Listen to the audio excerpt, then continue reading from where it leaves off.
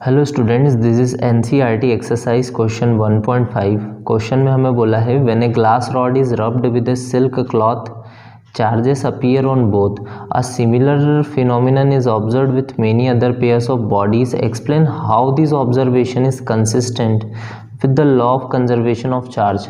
Question में बोला गया है कि ग्लास रॉड को जब हम सिल्क क्लॉथ से रब करते हैं तो दोनों बॉडीज़ पर हमारे चार्जेस अपीयर होते हैं, और इसी तरह का सिमिलर फिनोमिनन हमें कुछ अदर पेयर्स ऑफ बॉडीज़ में भी देखने को मिलता है। हमें ये समझाना है कि ये जो ऑब्जर्वेशन हमने देखा है ये किस तरह से कंसिस्टेंट है with the law of conservation of charge. और law of conservation of charge की बात करें तो जिस तरह से हम law of conservation of mass previous classes में पढ़ चुके हैं, जो कि हमारा हुआ करता था मास can neither be created nor be destroyed, उसी तरह से हमारा law of conservation of charge होता है जो कि बोलता है charge can neither be created nor be destroyed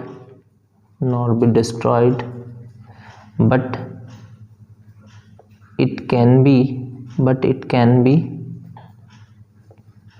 transferred from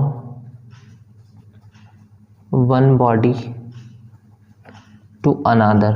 मतलब हम चार्ज को क्रिएट नहीं कर सकते हैं, ना ही उसे हम डिस्ट्रॉय कर सकते हैं, पर हम उसे एक बॉडी से दूसरी बॉडी पर ट्रांसफ़र कर सकते हैं। तो हमें जो सिचुएशन क्वेश्चन में दी है, हमें बोला है कि ग्लास रॉड को सिल्क क्लॉथ से रब करना है। मान लेते हैं हमारे पास एक ग्लास रॉड है जिसे कि हमने एक सिल्क क्लॉथ से रब किया है। तो ग्लास रॉड में क्या होता है कि इसका वर्क फंक्शन कम होने के कारण ये कुछ इलेक्ट्रॉन्स यहाँ से लूज़ कर देता है, जो कि हमारे ट्रांसफ़र हो जाते हैं किसके ऊपर, सिल्क क्लॉथ के ऊपर। तो क्योंकि इसका वर्क फंक्शन कम है, और हम ऐसा भी बोल सकते हैं कि इलेक्ट्रॉन गेन करने की जो एफिनिटी है वो इसकी ज़्यादा है सिल्क क्लॉथ की। तो जो इलेक्ट्रॉन है वो सिल्क क्लॉथ पर ट्रांसफ़र हो जाते हैं, और सिल्क क्लॉथ पर हमारा जो है नेगेटिव चार्ज डेवलप हो जाता है। और इसी तरह से अगर हम देखें, क्योंकि यहाँ से इलेक्ट्रॉन लूज़ किए हैं ग्लास रॉड ने, तो इस पर उतना ही सेम मैग्नीट्यूड का पॉजिटिव चार्ज डेवलप हो जाता है।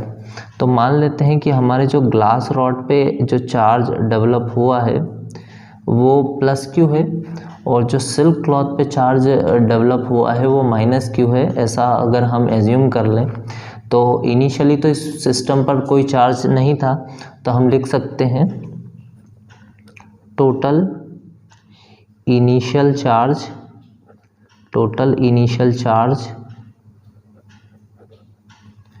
बिफोर रबिंग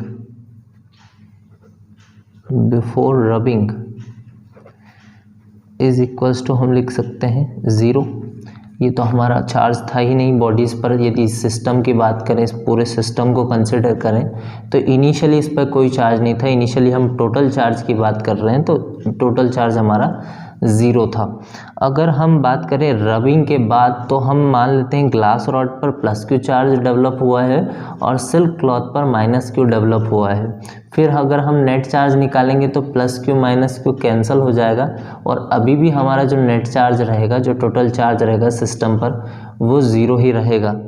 तो हम बात कर रहे हैं after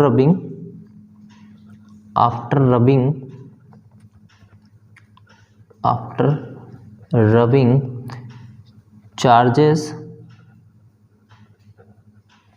acquired by glass rod and silk cloth are plus q and minus q respectively, then final, या हम लिखें इसे final net charge on the system, जो कि निकलेगा हमारा नेट चार्ज किस तरह से निकलेगा हमारा, प्लस क्यू चार्ज हमारे ग्लास रॉड पर आ चुका है और माइनस क्यू सिल्क क्लॉथ पर आ चुका है, plus q minus q get cancel out and we get zero. तो हमारा जो टोटल चार्ज आया है वो अभी भी ज़ीरो है सिस्टम पर। तो हम बोल सकते हैं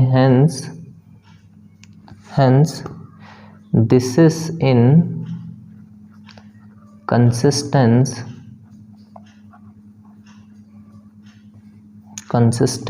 with the law of conservation of charge. मतलब अभी भी हमारा जो चार्ज है इस सिस्टम पर वो ज़ीरो ही है, इनिशियली भी ज़ीरो था और अभी भी ज़ीरो है। मतलब ये हमारा कंसिस्टेंस है किसके साथ, law of conservation of charge के साथ, जो कि बोलता है हमारा charge can neither be created nor be destroyed but it can be transferred from one body to another. I hope ये क्वेश्चन आपको समझ में आया होगा और इसमें यदि कोई डाउट है तो आप हमें कमेंट सेक्शन में बता सकते हैं।